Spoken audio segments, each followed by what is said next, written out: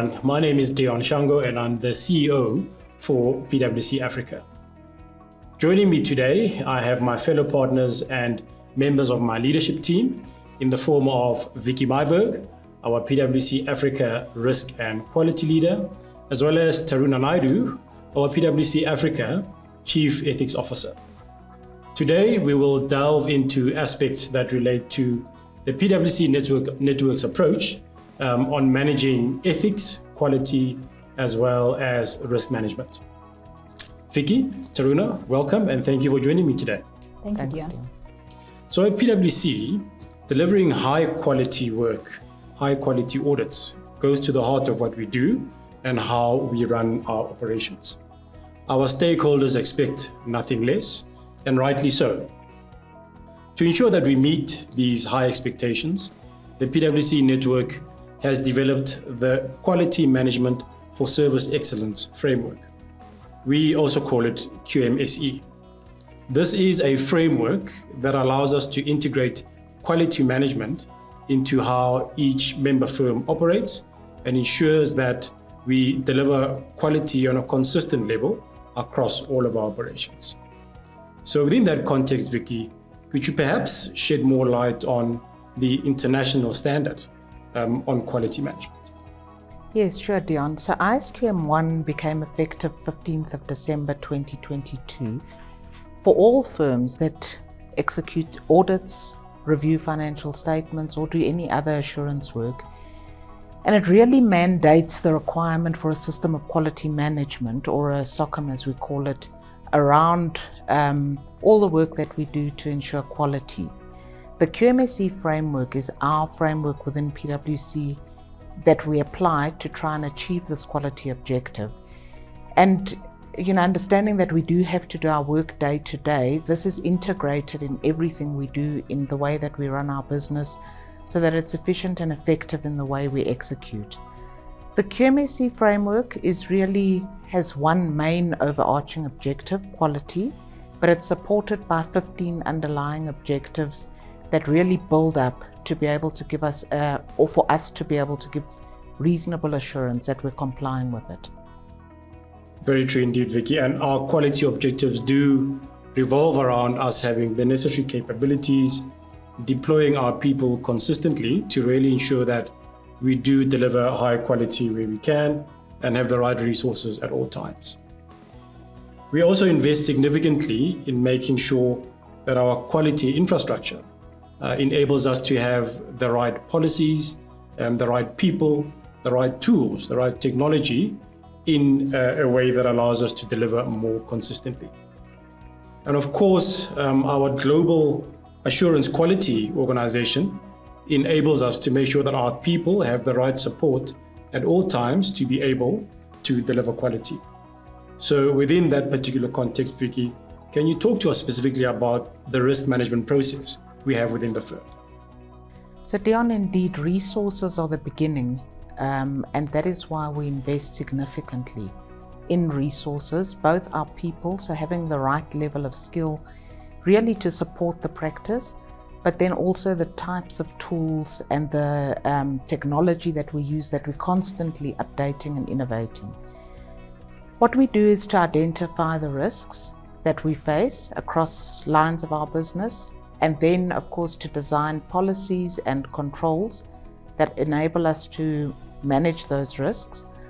We then of course have to implement them, make sure they're working properly, and we do a lot of monitoring around that using programs like our real-time assurance program, and also looking at how things went, if they went wrong, why they went wrong, so a root cause analysis, and then as quickly as possible implementing remedial actions to make sure that these are addressed. Of course, the final stop is our recognition and accountability framework, where we all take responsibility for the work that we do, and that's a method of applying consequence management where things do go wrong, or equally rewarding good behavior.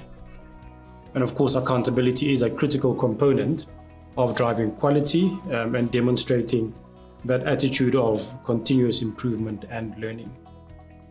Taruna, if we can just shift gears for a moment and talk about ethics.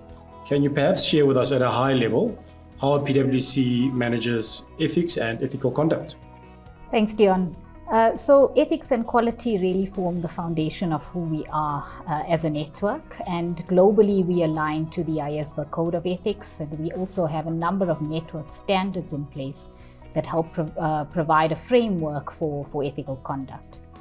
For our people, we have a code of conduct. That code really provides principle-based guidance to our individuals across the firm, and helps them to think through ethical dilemmas to really arrive at an outcome of, what is the right thing to do. Our code was recently refreshed and modernized to ensure that the language aligns to, current thinking, and also provides the types of examples of things that we are currently seeing across the network from a dilemmas perspective. We support this through a rigorous and ongoing training, ensuring that our people are getting exposure to, thinking through some of these scenarios, as well as communications and other guideline documents that are also released to help people in terms of navigating this difficult space.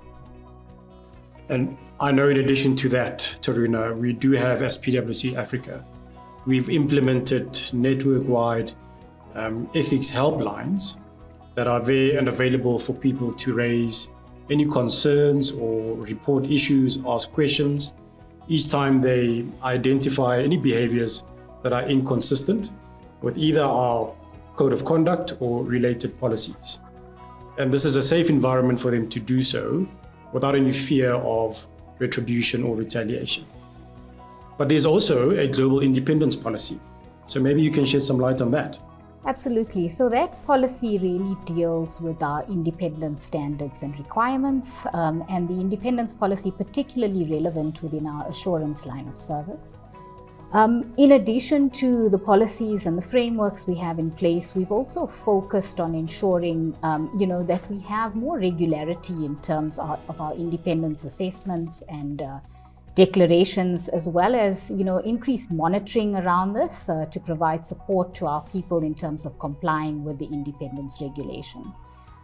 We've, as a firm, looked at how we can use technology in terms of easing the process around identifying relationships which would create independence conflicts and helping our people to actually navigate and manage those. And at the center, we've increased the amount of resources that we've put into our independence support functions to help people to navigate an area that can be quite complex, from a rules and regulations perspective. As a firm operating on the African continent, Taruna, I know we also have aspirations of being the most trusted professional services firm. And that requires us to always be at the top of our game in relation to compliance with all rules, regulations in the markets where we operate. But specifically, I know that compliance with anti-money laundering legislation is something that's important for us. Can you maybe unpack that for us? Absolutely. So there as well, Dion, we have policies and network guidance around anti-money laundering, as well as clear guidance for our people on how to identify as well as how to report any instances of suspicious, money laundering related activities. Our network standards also cover areas like bribery and corruption, which, as you've mentioned, can sometimes be prevalent on this continent. And so through training, education, consistency of policy, we aim to create an environment in which our people understand how to recognize one of these events and also what to do if they identify an inappropriate act or behavior. Taruna, Vicky, thank you very much for sharing insights with us on quality, ethics, and the management of risk within the PwC network. These principles are incredibly important to allow us as a firm to continue to deliver high quality services and to ensure that we manage ethics effectively. We hope that you found this session useful. Thank you.